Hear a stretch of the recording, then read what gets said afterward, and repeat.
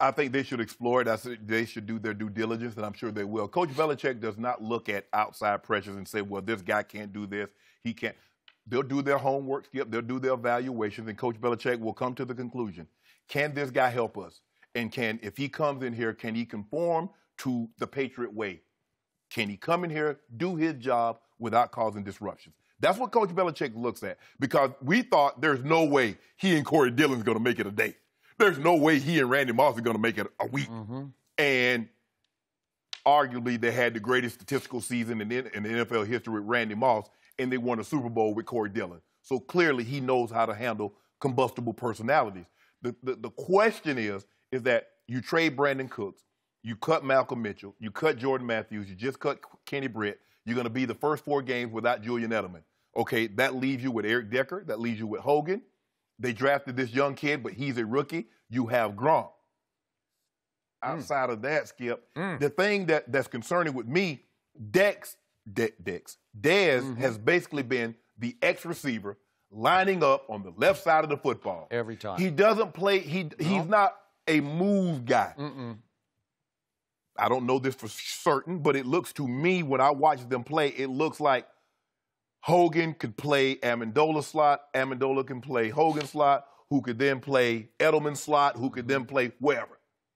The question is, how fast could you get Dez up to speed where he could do all these things? That's the question, Skip. It's not easy when you haven't been a guy that's played multiple positions and all they've done was allow you to learn one position. The thing for us, Skip, when I played in Denver, I had to know what Rod Smith had to do, who was X. I had to know what Ed had to do, who was Z, what the zebra position had to do.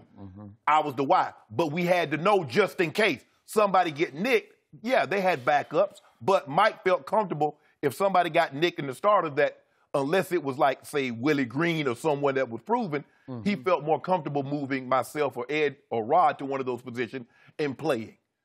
So the question is, Dez having only played X receiver, lining up and not moving basically his entire career, how soon could he get caught up to speed? Because what we've heard is that the Patriots have a very, very complicated playbook. And you play, and Tom Brady, hey, and one thing that what got Tom Brady upset last week that caused him to punt the ball in the crowd, Skip? They were dropping passes. If you don't mind me asking, in 2017, who dropped the most passes in NFL? Okay. I don't know if it's a great match. Dropping the ball, putting the ball on the dirt, and not being able to play multiple positions. It doesn't seem like a match made in heaven to me. So, you know how I now feel about Bill Belichick when it comes to Tom Brady? If he decides that Dez Bryant can in no way help Tom Brady, he'll sign him. Stop it, Skip. He'll sign him. Only you would come to that kind of realization and rationalization. And I think I'm right about that. But back to your premise. Corey Dillon had some baggage when Bill Belichick took a shot with him. He did. But was Corey Dillon in the middle of his prime? Yes, he was. You could say he was later in his prime, but he was still in his prime. Was Randy Moss still in his prime? Yes, he was. He had his best season ever, 2007. Chad Ochocinco, now Chad Johnson, my friend, our friend here on the show, he still had something left in the tank when Bill brought him in. And it was very different because Bill knew Chad.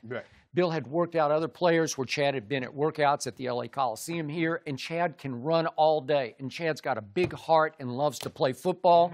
He never ran the most precise routes in Cincinnati because he could mostly just run by people, as you know, and let T.J. Houshmandzadeh run all the underneath stuff. And it took Chad a long time to get on Tom Brady's wavelength. But Tom loved him, and finally they got him one ball in the Super Bowl. Remember that? Okay. But it didn't really work out. But all the players with baggage, Albert Haynesworth, LeGarrette Blount, Aqib Talib, Brandon Browner, I could go on and on. They all could still play, right? I'm not sure Dez can still play. I'm not sure what's left. I saw broken down last year. I saw shell of self. And to your point, I saw a guy who had lost a little bit of speed and a little bit of quickness and just couldn't separate anymore because he can't out-route you. You know, like he was never forced. He was always so much better than everybody, so much bigger and stronger, high point the ball, jump ball you. that he never had to rely on supreme route running to escape, right, to get open. Well, last year he did, and he couldn't do it because he's never had to do it before. Right. Well, with this quarterback, you have to be on a dime. Right. You got to be exactly where you're supposed to be, exactly when you're supposed to be there. And there's no ad-libbing. There's no ad-libbing. This would be, to me, I couldn't pick a receiver that would be a worse fit for Tom Brady than Dez Bryant at this stage of his career. Right. Maybe if Tom got him in his first year or two, you could figure it out. Right. But now, really? Because the thing that let's just say when Chad was in, Ocho Cinco was in Cincinnati, and he was with Carson Palmer, they might have an outbreaking route. But the way, if the DB lined up outside, Chad would run in, break it, and Carson would know that. He would just know. Right. But that's not how most offenses are. No. If you're supposed to go outside, you run the outside right. I agree. I agree. And Chad was as great a deep threat for those couple of years as you will ever see in this league. And he could run the route tree. Chad was tremendous. He run that speed out where you 10 roll to 12 and fall off the table. His end cut. I mean, he was nimble on his feet. Dez is not a tap guy. Yeah. So it's not a good fit, Skip, to my eye. But Coach Belichick, what he does is that he can see things that from the outside we may not see. Maybe. So, but I believe Coach Belichick would do his due diligence. They will look at it. They'll come to a conclusion.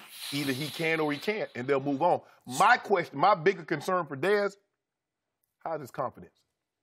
Yeah, we're getting ready to start. Can't be very good. Yeah, we're getting ready to start the season. Yeah, and to your point, you got to learn this in what? In 10 practices? Days. I don't know. Yeah. I don't think so. And the thing is, when you they try to force feed it to you, and then you get brain overload, and then you what is that? Tom Brady. Listen, when Tom Brady come out the huddle, he's not really trying to tell you, it's going to be this coverage and this is what you need to do. Tom Brady needs to know everybody knows what they're supposed to do and get to where they're supposed to get to. Tom's like, I got enough on my plate. Can't be worried about do you know what you need to do. So it has come to this for Dez Bryant. Look how desperate New England appears to be, in part because Bill Belichick keeps making bizarre decisions, but he traded Brandon Cooks. Was he not Tom Brady's most reliable deep threat, his only deep threat last year? Best deep threat since Randy. So he got a first back for him. That works. Yeah. But the Rams immediately gave Brandon Cooks 5 years and $80 million with $50 million guaranteed. What does that tell you that the Rams thought of Brandon Cooks? Thank you very much, Bill, right? And then the Patriots acquire my guy, Jordan Matthews from Vanderbilt University. It's the all-time leading receiver, catches and yards in the Southeastern Conference. And I think, okay, this will work because he's a good kid, big heart. He's sort of like Chad, loves to play football, hasn't been able to stay healthy, and he couldn't really stay healthy, but gone. Malcolm Mitchell had a good Super Bowl against Atlanta. Looked like he had some game to him, and he couldn't quite stay healthy, and he's gone. And Kenny Britt, I thought he had something left in the tank, and he's a big, strong receiver. Couldn't stay healthy. Gone. Julian Edelman, gone for the first 4 games. Right. So it's down to Chris Hogan and Philip Dorsett, and I'm not sure about whether he's ever going to figure it out. They do have Cordarrelle Patterson. Okay, and he's a kick returner who might moonlight a little bit as a receiver, but just moonlight. And your guy from Denver, Eric Decker, who's bounced around now and has been battered. And he can't catch consistently. And so you would think this would be the perfect landing place for Dez Bryant, and I would bet against this. I just think there's no way. What this tells me, Skip, that Coach Belichick is not going to let you suck up his air conditioning and get his ice bath if you're not going to be able to contribute. These guys were nicked, and Coach Belichick says you're not going to get healthy on my time and not be able to contribute or be able to contribute in a timely manner. Coach Belichick ain't got time to be waiting for a guy to get ready by week 6, week 7. I need you to start the season. And it doesn't look – and if Coach Belichick looks at it like this, and I've always felt this, if you limp into the season, you limp out the season. And here are guys that are nicked up in camp, Skip. They can't get on the same. Tom needs time, and Tom hadn't played with any of these guys, so he needs to work, and he can't get it. So what do I always tell you about Tom Brady? I believe that for the season opener, a half hour before kickoff, he could walk up into the 5th or 6th row and say, you 3 guys from Southie, you 3, just come down here. I'm going to show you how to play receiver, and I'm going to go win this game with you 3 from Southie. That's what I think he could do. I think Aaron Rodgers could do that because he would know how to talk to guys. Really? Rod know how to talk. He's like, look, guys, this is what we're going to do. I want you to line up here. Yeah, because he would talk their language, a little better than Tom Brady from wherever he's from, right? From San Francisco. San Francisco. Yeah. But he's a Bostonite now. He's been in Boston long enough. So, so I want to remind everybody, despite all of this going on with the lack of receivers, you want him to sign Dez? The New England Patriots are still the favorite to win it all. Do you know why that is? Because they still have the best quarterback. Do you Simple. Do you want them to sign? Do you want them to sign Dez? I do not.